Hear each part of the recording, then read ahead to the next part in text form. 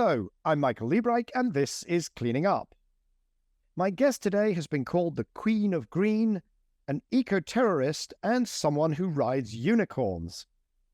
Tzeporah Berman has been leading environmental campaigns in her native Canada and around the world for over 30 years. Today, she is International Program Director at Stand.earth and founder and chair of the Fossil Fuel Non-Proliferation Treaty. I first met her when she was leading a campaign to get Facebook and other big tech players to unfriend coal. Please welcome Tzeporah Berman to Cleaning Up. Before we start, if you're enjoying these conversations, please make sure that you like, subscribe, and leave a review or comment for Cleaning Up. It really helps other people to find us. Also, subscribe to us on YouTube or your favorite podcast platform so you never miss an episode. And follow us on Twitter, LinkedIn, or Instagram, where you can watch highlights from each episode, read my takeaways, and keep up with all things cleaning up. And finally, don't forget to visit cleaningup.live, where you can access over 150 hours of conversations with extraordinary climate leaders, and you can subscribe to our free newsletter. That's all on cleaningup.live. Now, let's get started. Cleaning Up is brought to you by our lead supporter, Capricorn Investment Group, the Liebreich Foundation, and the Gilardini Foundation. So, Tzeporah, thank you so much for joining us here today on Cleaning Up. Thanks for having me. Now, you have been called the Queen of Green. You've also been called a lot of other ruder things, eco-terrorist, I believe. But where we'll start is, why don't you describe who you are, what you do in your own words? I've been working for the last 30 years on environmental policy, climate policy, and advocacy. In a lot of ways, for me, it's just been a journey in trying to understand what makes social change, how we can make the changes that we need to make. And so I've designed advocacy campaigns. I've advised governments on policy. I've done a lot of different things. I've negotiated with some of the largest corporations in the world. And you are joining us from Canada, so that is where you started, but you've also spent time elsewhere. Yeah, I'm from Canada. I live right now in Vancouver in the unceded territory of the Squamish, the Tsleil-Waututh, and the Musqueam First Nations, and I love it here. But over the years, I've spent time in the United States. I lived in San Francisco for 6 years when I was founding Forest Ethics, which is now called Stand.earth. And because the U.S. was the largest market for Canadian wood products, and I was working on the conservation of old-growth forests and greening the trade of wood and paper products years ago now, 30 years ago. And I also spent time in Europe. For a while, I was the co-director of Greenpeace International's climate program in 40 countries, and so I lived in Amsterdam. So I've had the great opportunity to live in some great cities.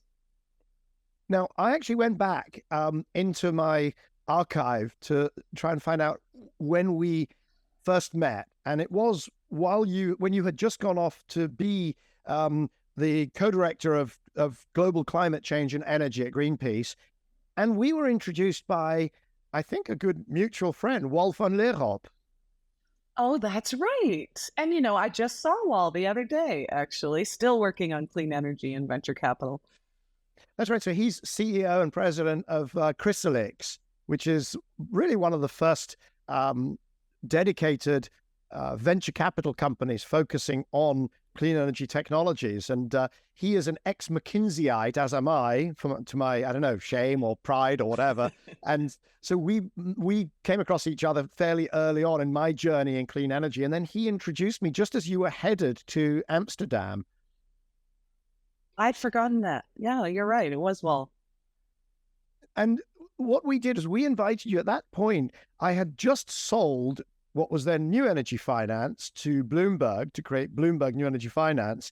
And I invited you, at that point, I still had sort of superpowers, and I could invite you as an honored guest along with your colleague at Greenpeace, Stefan Flotman. And you came along to what was actually the second Bloomberg New Energy Finance Summit, the second ever. We'd done a few as New Energy Finance. And you and Stefan were trying to get your arms around the role of finance from a sort of Greenpeace perspective, as far as I could see.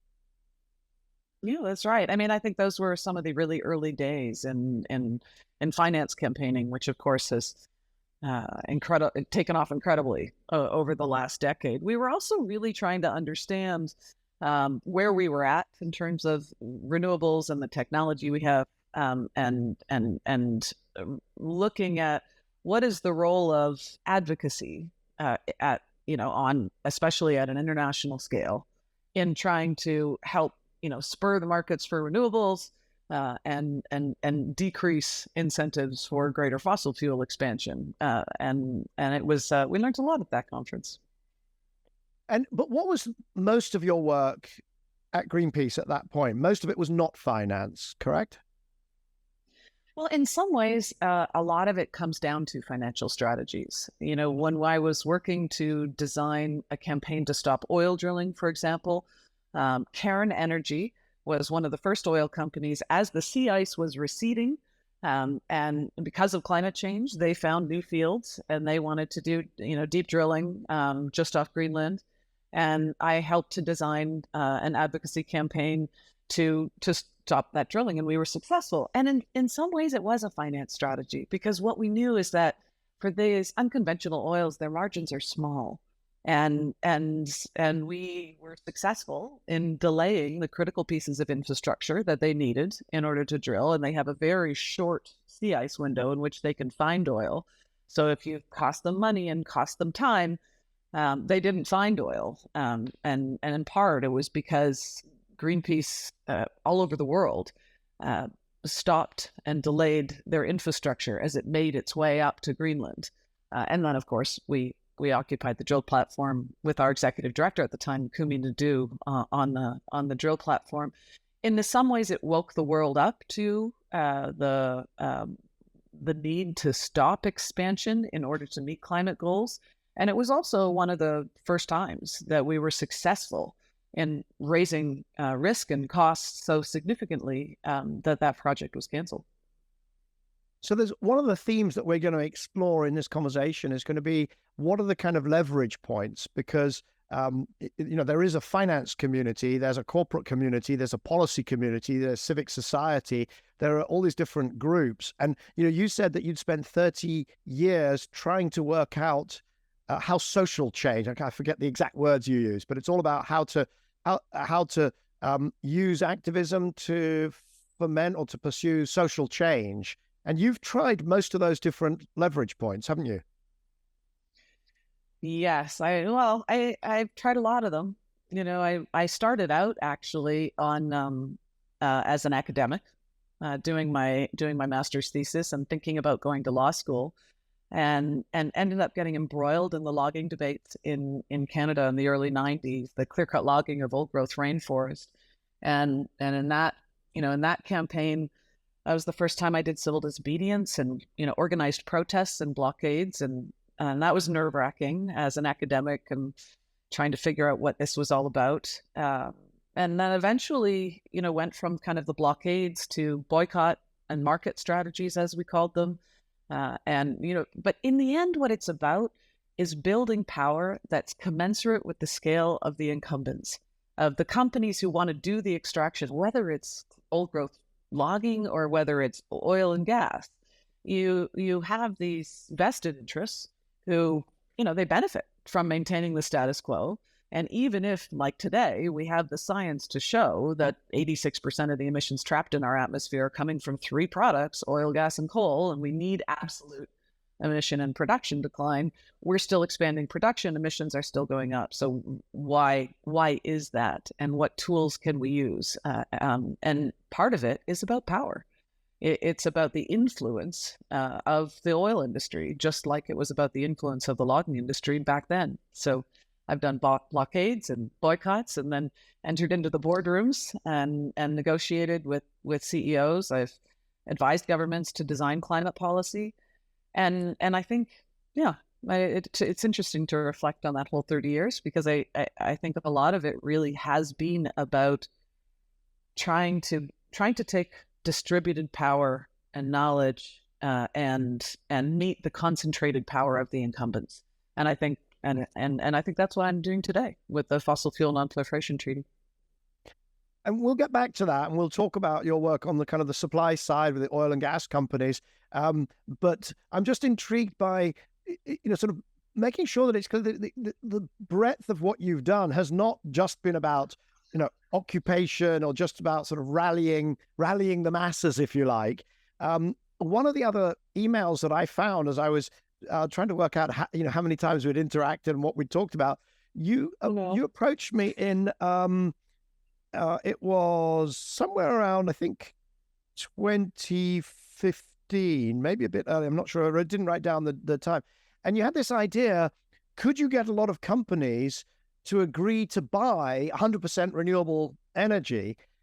And I thought, at that point, it was probably before 2015. It's probably more like 2012 or 13. And I thought, that sounds like a really hard thing to do, to go 100% renewable, when the sun doesn't shine at night and it's not always windy and whatever. And I was like, I don't know about that. But was that related to the founding of this thing called RE100? Was that you that kind of planted the seed for that? Well, I mean, who knows who plants the seed for what? But I certainly, I wouldn't take credit for that. But I think this idea, trying to set a North Star. Yes, we can go 100%, and if that's our goal, then we deal with things like the cost of battery storage. We deal with things with intermittency. That's the problem you're trying to solve. And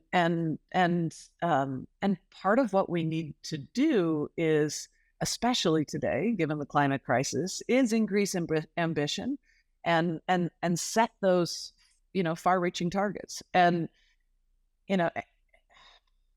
one of the things we did then is, when I was at Greenpeace International, is we decided to look at what were the fastest growing consumers of power, of electricity, and what are they using right now? And at the time, I don't know if it's true now because I'm not working on electricity right now, but it was the IT sector.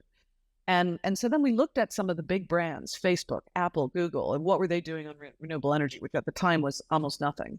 And yet they're increasing their consumption really fast, the beginning of the big data centers. And they had no procurement policies. And I had worked for years with companies, big companies, Home Depot, 3M, Staples, others, to create procurement policies that really shifted the way that paper was produced, what kind of wood was on shelves.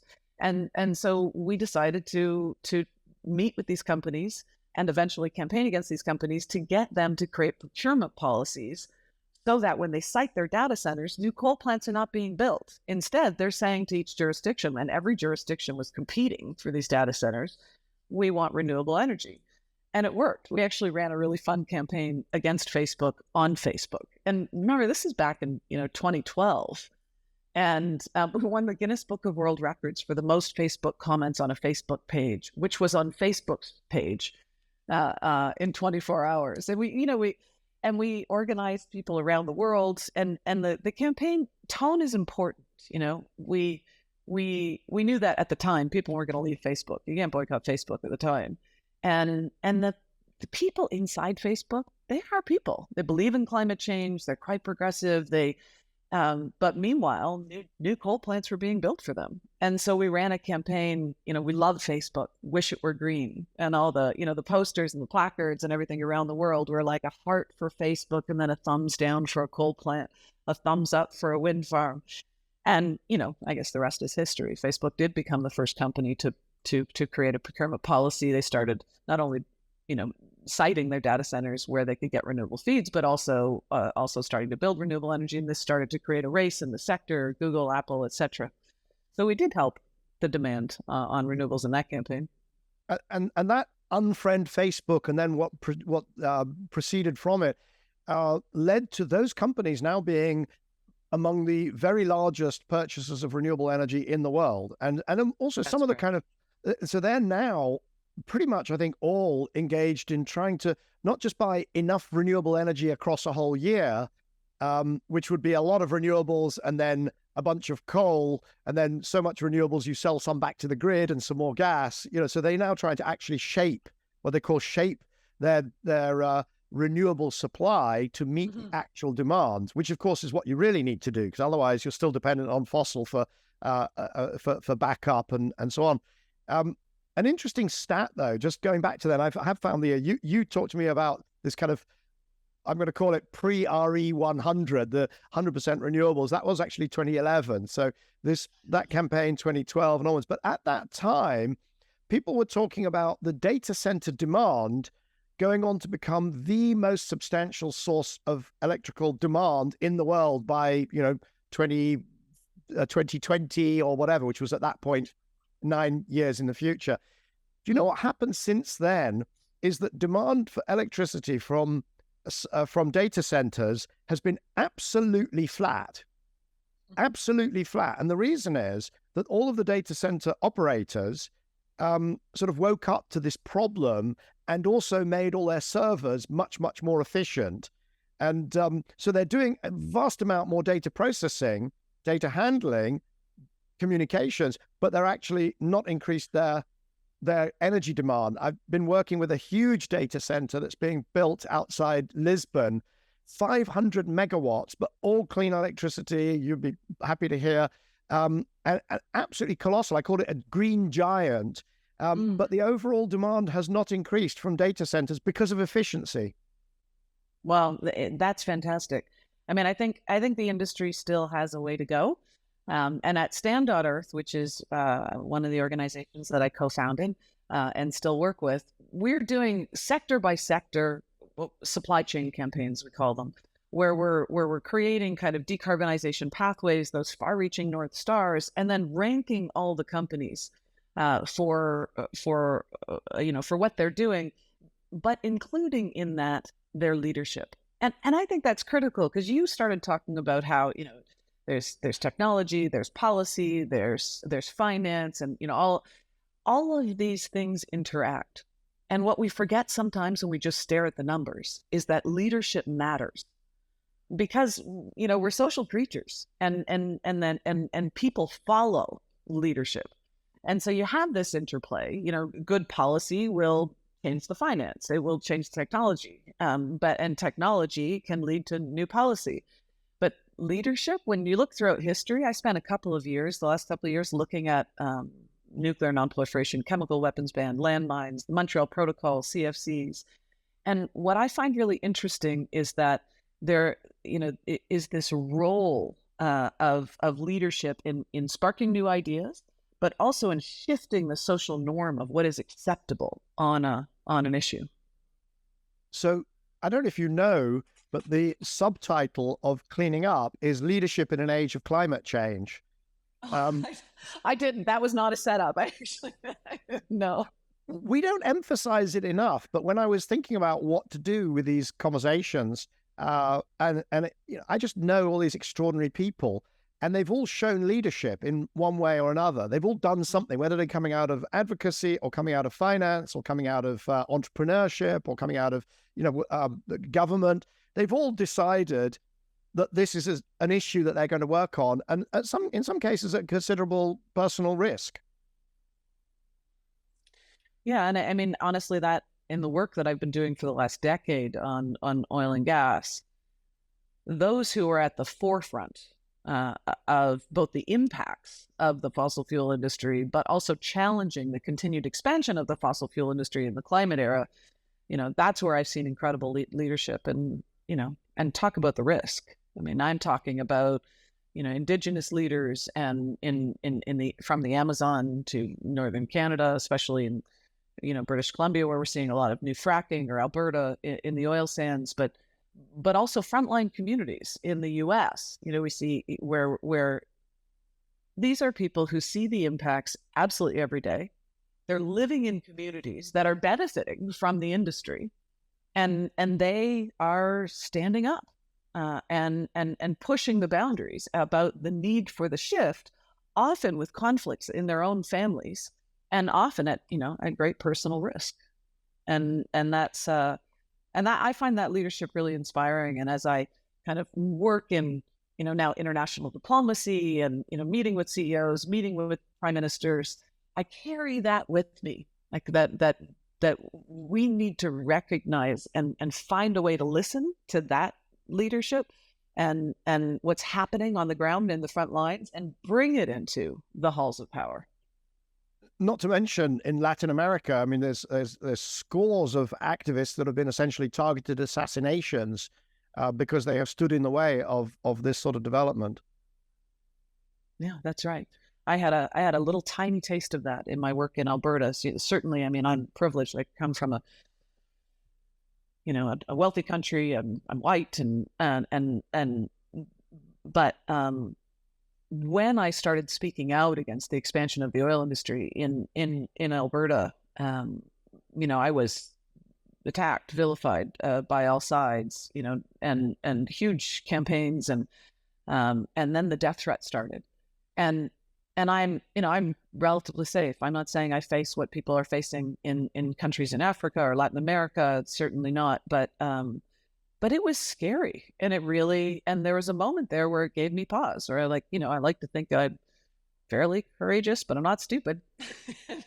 Right. And I actually only ended up working in Alberta during that period where I was advising government and trying to design climate policy in Alberta for about 2 years. And I left in part because it wasn't safe for me. Let's come back to that, because at the moment we kind of you are still in Amsterdam, and you then I think you did about, you said 6 years you were in Amsterdam. What brought you back to? I was only in Amsterdam for 2 years, actually, that round. Okay, but you were with how long were you with Greenpeace?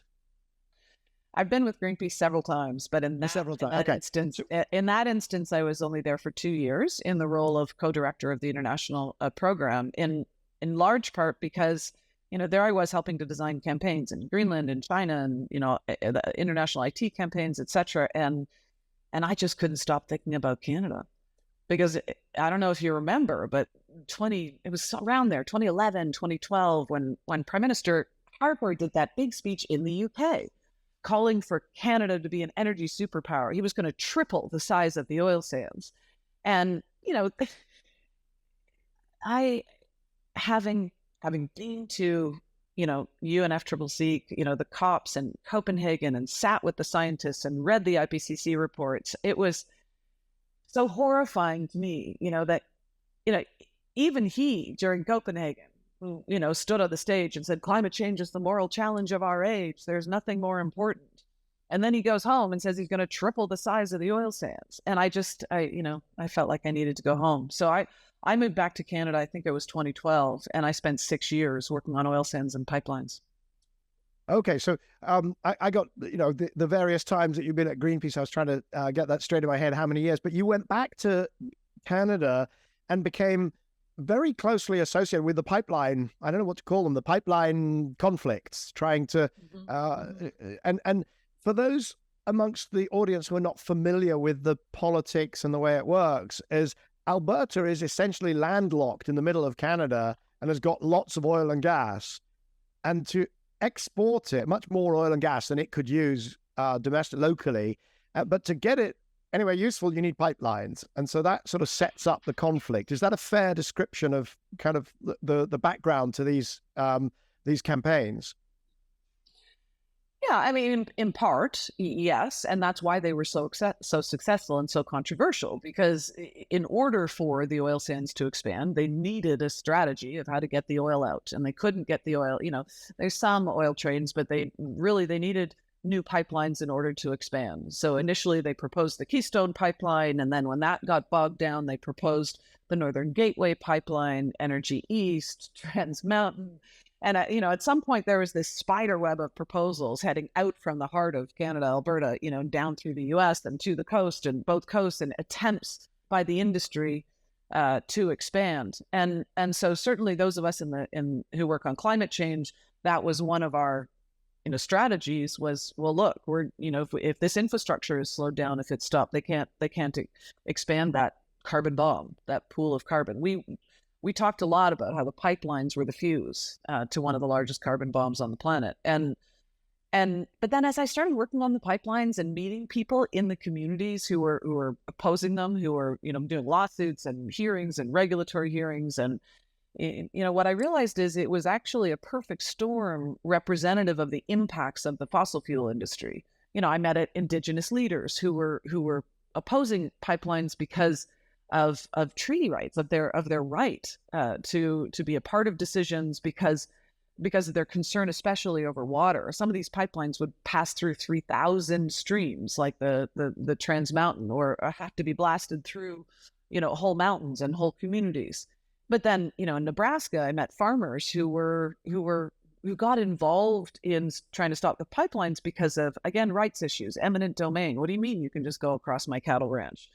And then there were people who were worried about oil spills, and then there were marine scientists who were worried about the impacts of the increased tankers on the whales and on the ocean environment, and then human rights activists who are concerned and living the impact of the fossil fuel industry every day. Because there's the climate impacts, but then let's not forget that fossil fuels are the greatest cause of premature death on this planet. 1 in 5 people who die on this planet died just from the air pollution of fossil fuels alone.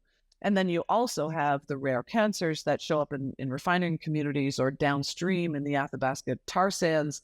So in some ways, those pipeline campaigns were the beginning of a new climate movement that was scientists and health activists and indigenous rights activists and local community activists. And in my opinion, that's when we really started to build power.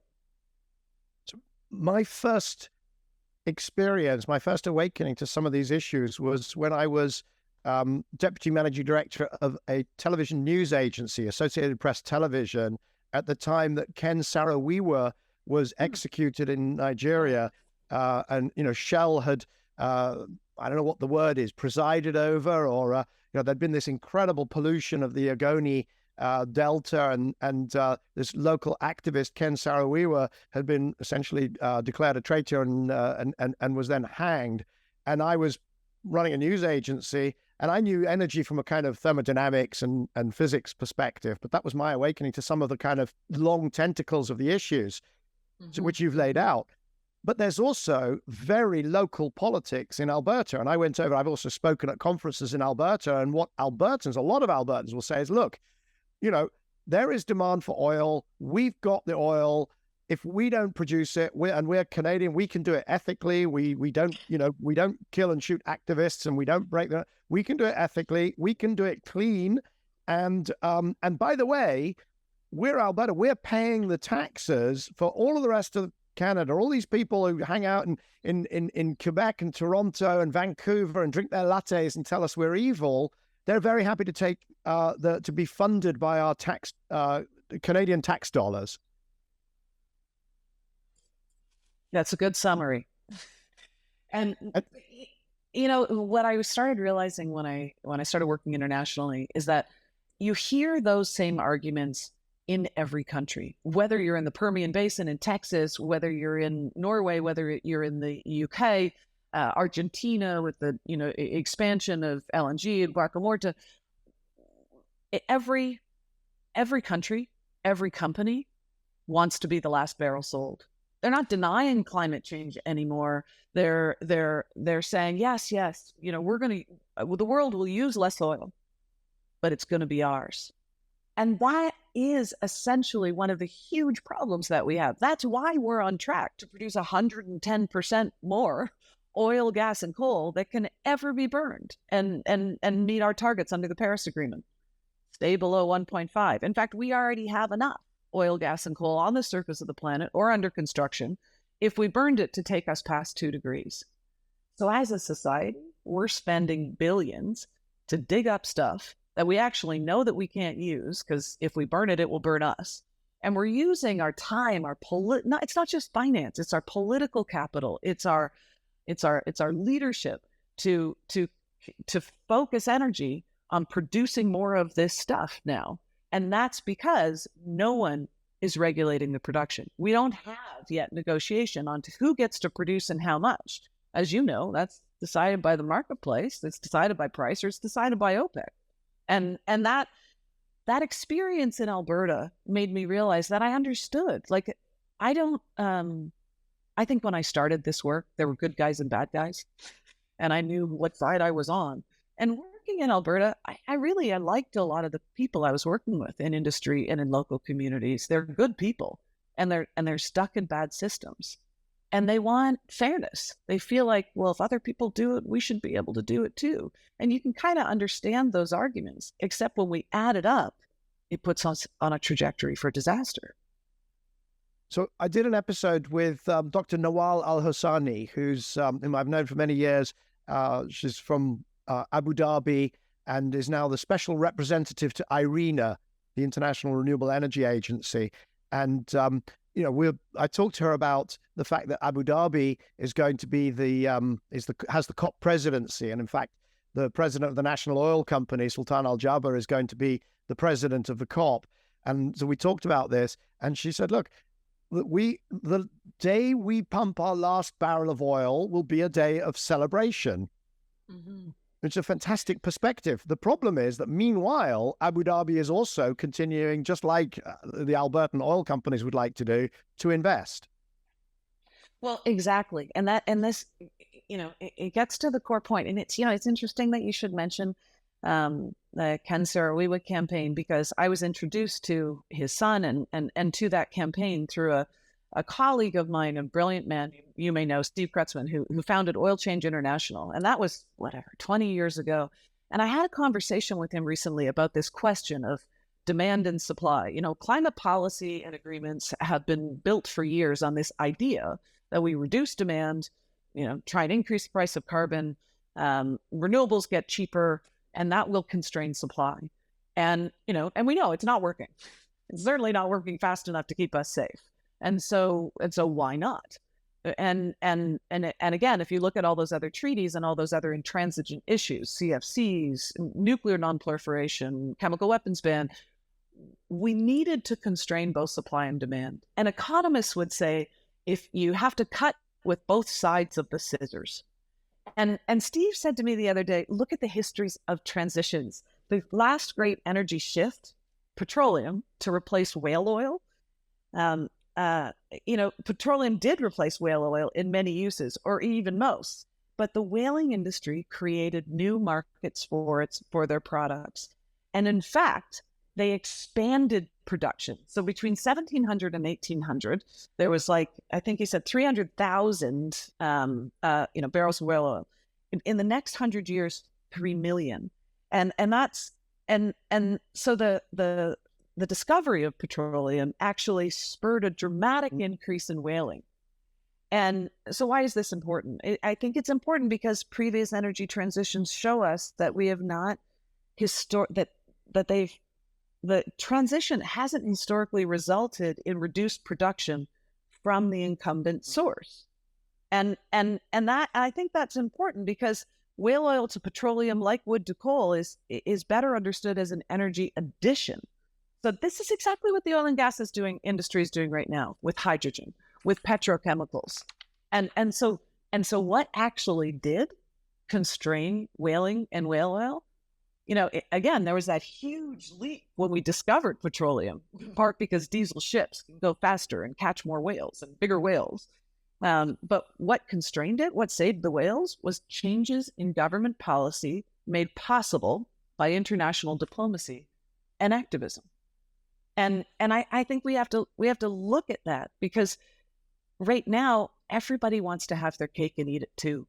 So while we're seeing that remarkable, that you always talk about, drop in prices in renewables, the incredible uptake that is far faster than anyone thought, we're still seeing increased emissions and increased production.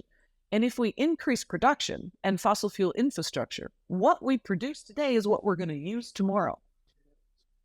So look, there's a lot to unpack there. You've got a wood to coal, you've got a whale oil to oil, and then you've got renewables and so on. And I'm not sure that I would agree with all of the premises there. But I don't know if I want to. I'm not sure if we want to go too far into kind of the history of whaling, because it became uneconomic to chase fewer and fewer whales on longer and longer distances as well.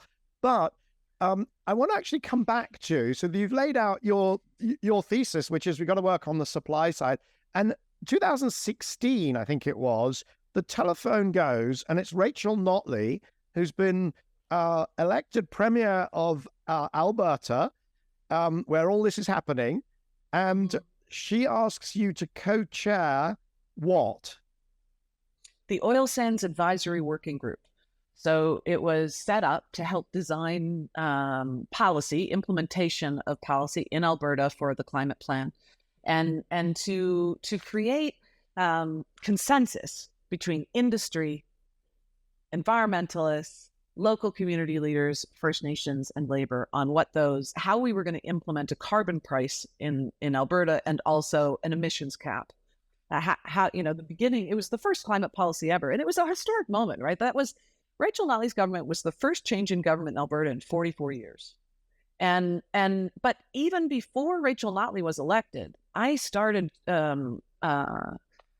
hosting with Dave Collier, the former CEO of Shell and the Canadian Association of Petroleum Producers, these roundtable dinners with the CEOs of the largest oil companies and scientists and environmentalists, and in part because I wanted to understand what they were thinking when they saw the science. I wanted to understand all those arguments, how they could continue to increase production in the climate era, and also see if we could reach some agreement on policy so the government wasn't, so held hostage. Climate policy hadn't had any breakthroughs in Canada for over a decade at this point.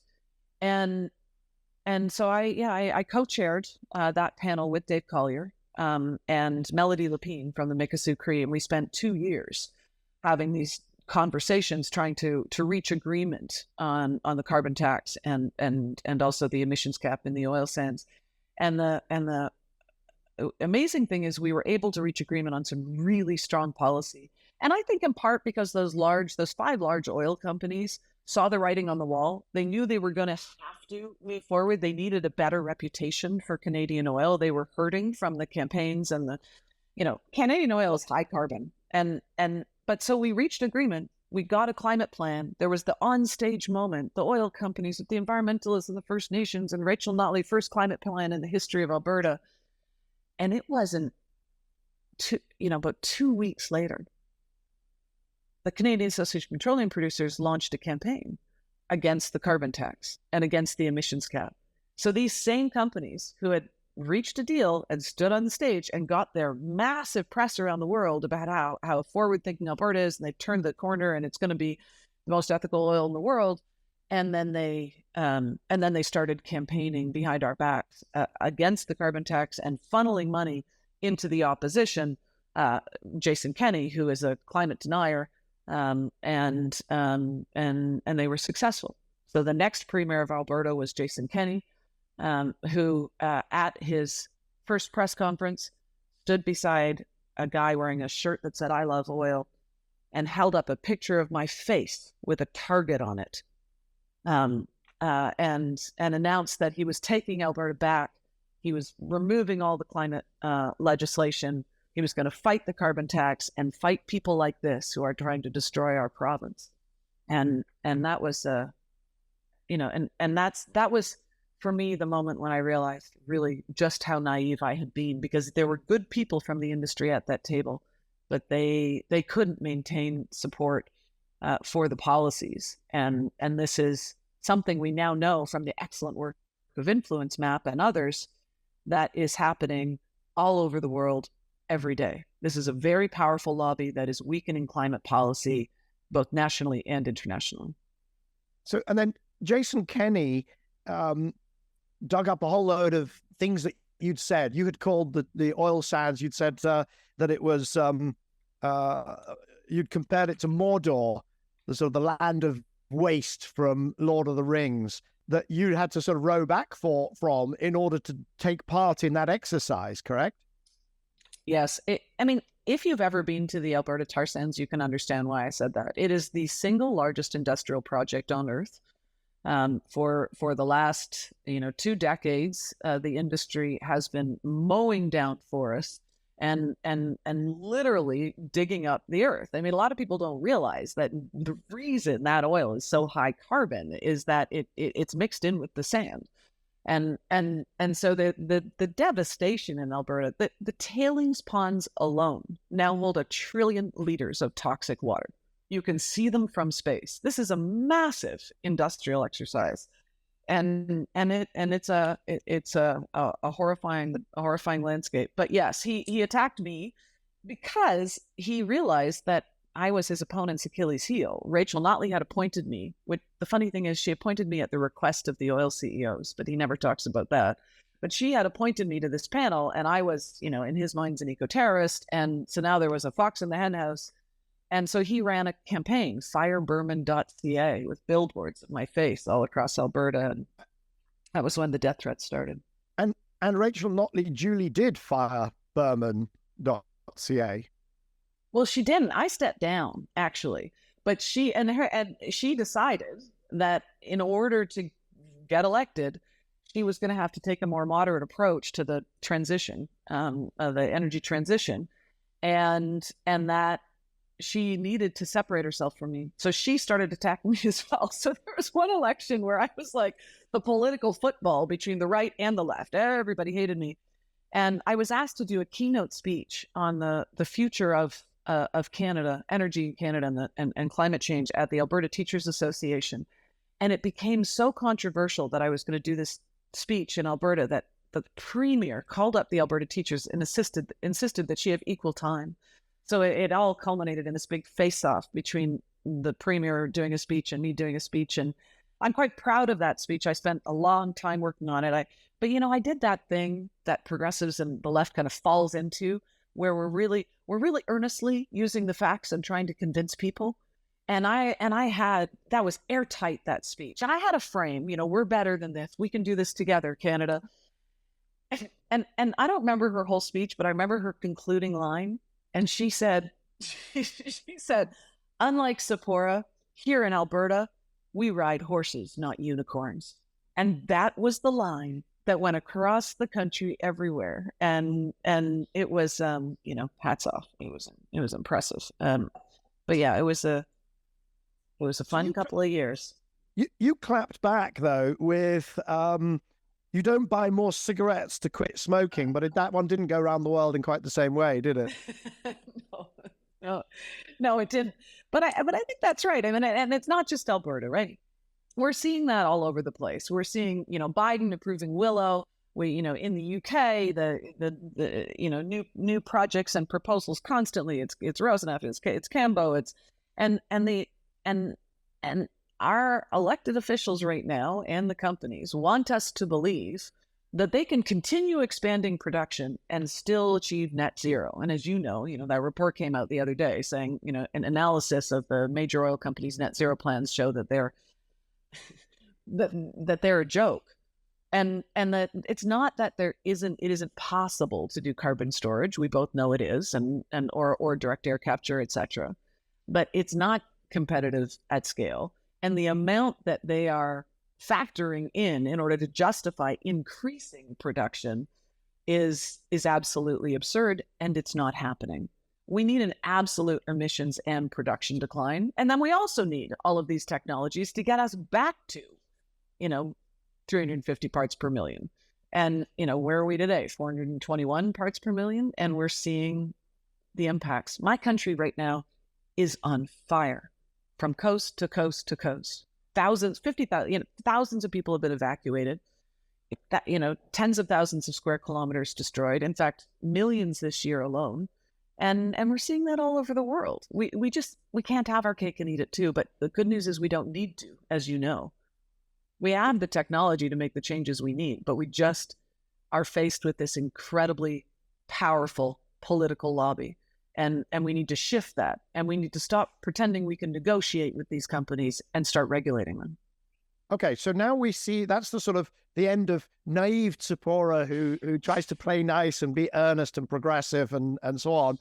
And is it around then, or is it, I think it's 2019, that you were awarded this kind of prize, or it's $2 million because you're going to change the world and you've got a track record but you're back at Stand.earth at this point. And who gave you that award? What was that? It's the Climate Breakthrough Award. They give it every year to a number of people around the world who They think I have a track record in creating bold, out of the box thinking and strategies, and it's to encourage us to try something new, try something that people wouldn't fund, try something that is a risk. And when I got that award, I had been very inspired by conversations with a number of my colleagues, Mark Campanale from Carbon Tracker, Richard Dennis from the Australia Institute, the academics in the UK, Peter Newell and Andrew Sims, looking at this idea of what do we need to complement the Paris Agreement to actually constrain fossil fuel production in line with demand. It's not about whether it's supply or demand, it's about both. And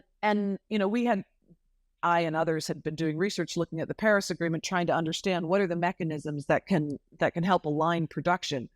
And, I'm sure the Paris Agreement does not even include the words oil, gas, coal, or fossil fuels. And in order to regulate this industry, to reduce production as quickly as we need to in order to meet the climate agreements, a lot of us started believing that we need more international cooperation. We need more global governance, and exploring this idea of building a treaty similar to nuclear non-proliferation, where countries start to manage the decline of fossil fuels in cooperation with each other, and equity and fairness are taken into account, which is not in the marketplace right now when you're deciding who gets to produce what and how much. And so I took the money, and I felt like George Clooney in Ocean's 11. I was like, who are the smartest people I know in the world? Okay, I'm going to need a lawyer. I need a diplomat. I need a researcher. And I just started building a team. And now, when is this? 3 years later? Almost 4 years later?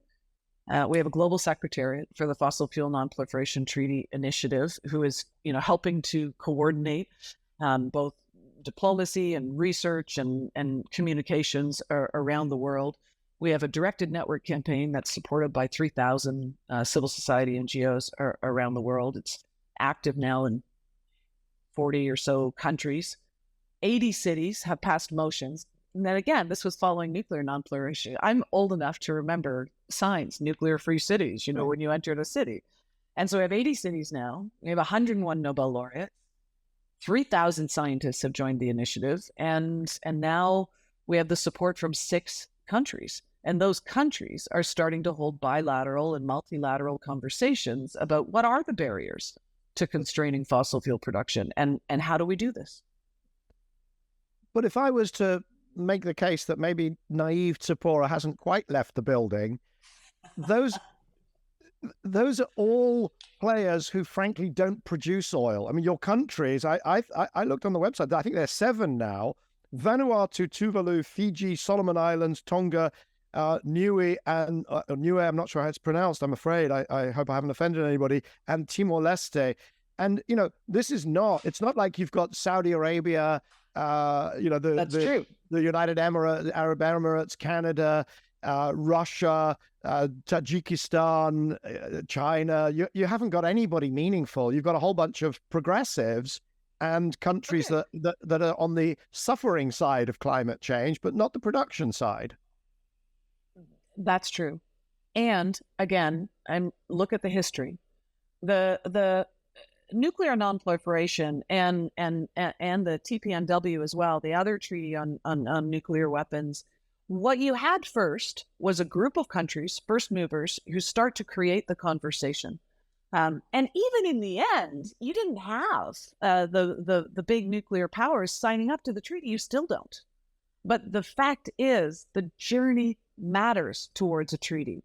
The shift, nuclear weapons went from being what protects us, we stockpile them to protect us, to being what the weapons of mass destruction. The stockpiling them threatens us.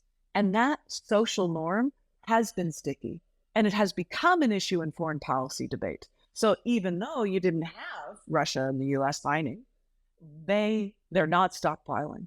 And you see that historically in a number of other places.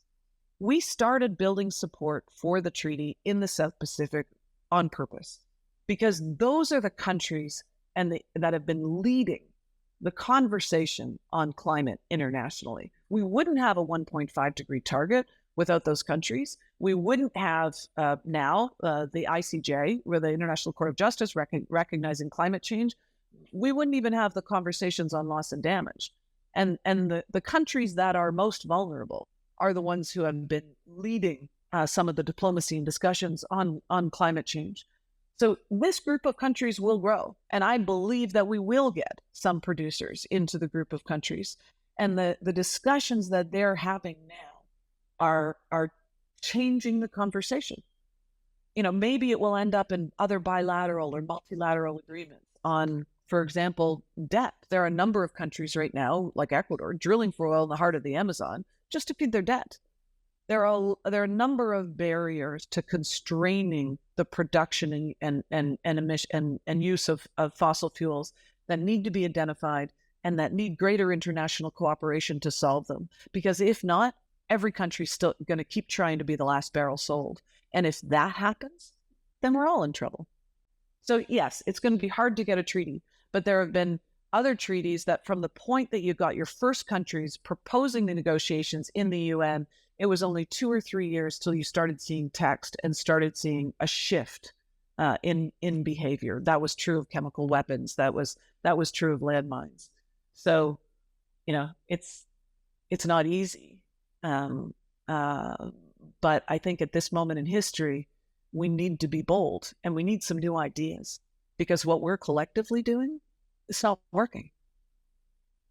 So interestingly, those island nations have appeared, they've made an appearance before on cleaning up in an episode with another great, strong Canadian woman climate leader, Catherine McKenna, who told the story about how during the actual Paris negotiations, she was very new in role, and they kind of, she ended up, meeting with them, and then that became the High Ambition Alliance, which exactly. She, joined without much premeditation, and that became an important player to get the Paris Agreement across the line. And by the way, she was also another Canadian woman climate leader who was vilified and attacked horribly, and I saw that in my interactions with her online, and I hope that didn't contribute to her leaving politics, but it may well have. But I want to fast forward, and we'll put a link to things like that in the show notes, the conversation with Catherine and some of the other all the other episodes, because I think some of the listeners may want to kind of join some dots here. But I want to fast forward. Supposing you're successful and the Non-Proliferation Treaty gains in momentum, and it starts to ratchet down the ability of countries to to increase supply. There's another criticism of it, which is that right now, the people who are poorest and most vulnerable in the world are the ones that actually use, that any increase in energy prices is regressive, because the people it hurts are the poor and vulnerable. And so when, nice, comfortable progressives say, we must have a carbon price and we must ratchet down supply, and it'll be fine because the price will go up and eventually there'll be a price signal and innovation and it'll all be okay. But in that arc between then and when the price of clean alternatives comes down, the people who suffer are the poor and the vulnerable. It's a point made by Jason Kenney. It's a point made by, plenty of people in bad faith and in good faith. It's really true, though, is it not, that pushing up the price of fossil fuels, starting to price in these externalities, harms the poorest and most vulnerable? The price rise does not happen in a vacuum. And we're not calling for supply constraints that are not in line and in lockstep with demand constraints. What the Fossil Fuel Treaty is designed to do is to help ensure a managed decline. Because we're going to have a managed decline or we're going to have an unmanaged decline. We know that. And the fact is, we have all been, especially the poor and vulnerable, subject to the boom and bust of price shocks from the fossil fuel industry for a very long time. And the fossil fuel industry had the last 50 years to provide energy to the world's most vulnerable. And it didn't. It created fossil fuel projects like we were talking about in Nigeria for export and for profit. This is an industry that has been making absolutely obscene profits, literally billions a day, on the backs of both our environment and the world's most vulnerable. And let's be clear, billions of people still don't have access to energy. And it's not like the fossil fuel industry didn't have a chance to do that. Well, as you know, if we... They would argue that that billions have been brought out of poverty and fed, and crops have been fertilized, and all the billions of profits. It's very easy to poke at them, but those companies are owned by. They are also providing your pension, my pension, and even if it's in totalitarian countries where they're not national oil companies and gas companies, they are providing for the wealth of those countries. Is it really productive to just demonize them?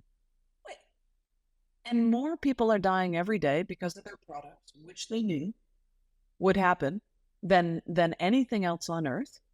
They are the greatest cause of climate change and poisoning our air and water.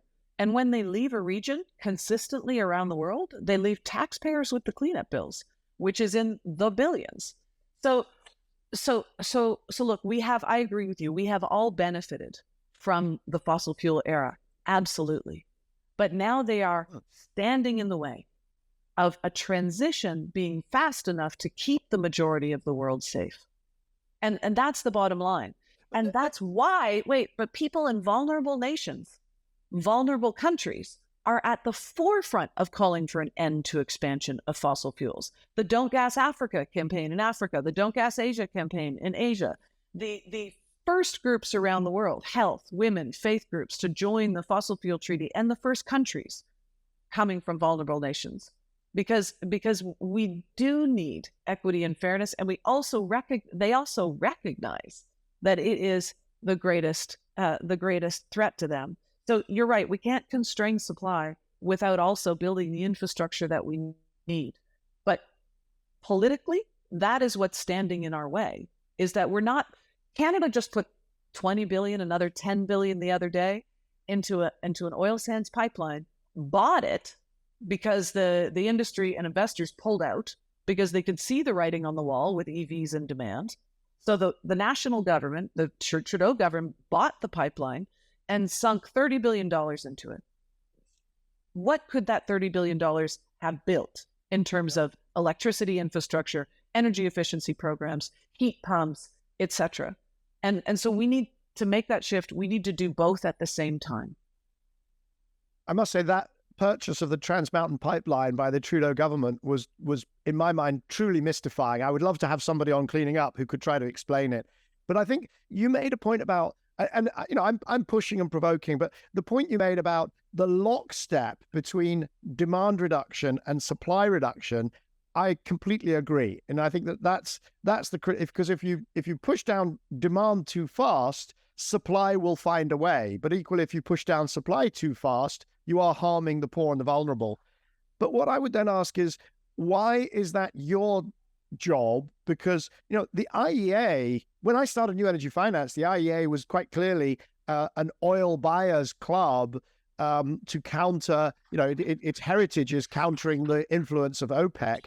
But, the last 10 years, the IEA under Fatih Birol's leadership, and I'm going to have him on Cleaning Up for the second time shortly, I'm pretty sure, would see themselves as being, in the business of engineering an orderly decline. I mean, Fatih Birol 100% accepts climate change and the urgency of action.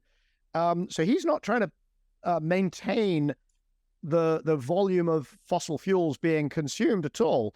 And, he's managing, in a sense, he's managing that orderly decline. Is he not? Or would you say he's not? Well, first of all, I would say it is, I'm sorry, but it's not his job. At this moment in history, when the public good depends on us reducing absolute production and emissions of fossil fuels, we need accountability, we need transparency, and we need our governments to protect the public good and to manage that. The IEA has a role to play, but let's also be clear that you and I both know over the last several decades, they've been wrong consistently. And they're not, in Canada, we'd say they're not skating to where the puck's going. They're skating to where the puck is. And we saw that. We've seen that consistently with their projections on renewables, on uptake, on price. And so, yes, they have a role to play, and information is absolutely critical. But I think, we wouldn't even have the IEA's net zero scenarios, which I don't think it's too much to ask to try and do planning on a largely habitable planet. We know what the IPCC says. We know that we need to, that every ton of carbon right now is going to save lives. And we know where we should be heading, and they haven't shown leadership. But when you say they that, were pushed to do net zero. But when you say that, Fatih Birol has said that for the net zero transition scenario, you do not need the development of new oil and gas fields. He's very careful about what he says. He doesn't say no new investment, no maintenance, and he says no new. And I think isn't that exactly what you're saying? Why are you not working in lockstep with the IEA? Because aren't you on the same agenda? Well, no, sure. And lots of people in our community and who work on the Fossil Fuel Non-Proliferation Treaty are working with the IEA. It's not to say that we're not. But the science said exactly what he said in 2014 with Paul Eakin's paper and others. And the civil society has been saying that for decades. That's what the whole keep it in the ground movement was. So I'm glad Fatih Birol is now saying that this year. And I think we have lost a decade, and now we're paying for it. And so they do have a role to play. But when we started looking at production, we realized that their data was not going to be enough. With nuclear non-proliferation, you needed a baseline for countries to negotiate. And that's why Carbon Tracker and others created the Global Registry of Fossil Fuel Production and Reserves. Because the IEA doesn't publish records of projects or embedded CO2. Now there is an open and transparent database that you don't have to buy Rystad to get, that shows you exactly who's producing what and how much CO2 it represents. And that's important because, people talk a lot about, we have to get China on board, we have to get India on board. That's in the climate fight. That's all true. But 70 to 80% of the planned expansion globally on the planet of oil and gas in the next 5 years is in the US and Canada. These are wealthy countries. And that information is critical for a foreign policy debate. Tzeporah, I'm just aware that we are running out of time. I think it's been extraordinary talking to you because, you and I met, it was, pretty much a decade ago. And what I'm learning from this conversation is that you are essentially always a decade ahead of the rest of the world in these matters. So perhaps we should, offline, perhaps we should have a conversation about what are your thoughts now about what 2033 will bring and should bring and needs to bring. And I'm sure that would be a pretty fascinating conversation as well. But it's a great pleasure talking to you. Thank you so much. It's always great to talk to you, Michael. All the best. You have a good day. So that was Tzeporah Berman, 30 years leading environmental campaigns in Canada and around the world, and now founder and chair of the Fossil Fuel Non-Proliferation Treaty. You'll find a link in the show notes to the episode of Cleaning Up, which we mentioned with Catherine McKenna. That was episode 45. You'll also find links to some of the organizations and campaigns that we mentioned: Stand.earth, the Fossil Fuel Non-Proliferation Treaty, and the Global Registry of Fossil Fuels. If you've enjoyed today's conversation, please remember to like, share, and subscribe to Cleaning Up, or leave us a review on your chosen podcast platform. And if you want more from Cleaning Up, sign up for our free newsletter at cleaningup.live, where you'll find our archive of over 150 hours of conversation with extraordinary climate leaders. And why not help someone else learn more about the net zero transition by introducing them to Cleaning Up? Cleaning Up is brought to you by our lead supporter, Capricorn Investment Group, the Liebreich Foundation, and the Gilardini Foundation.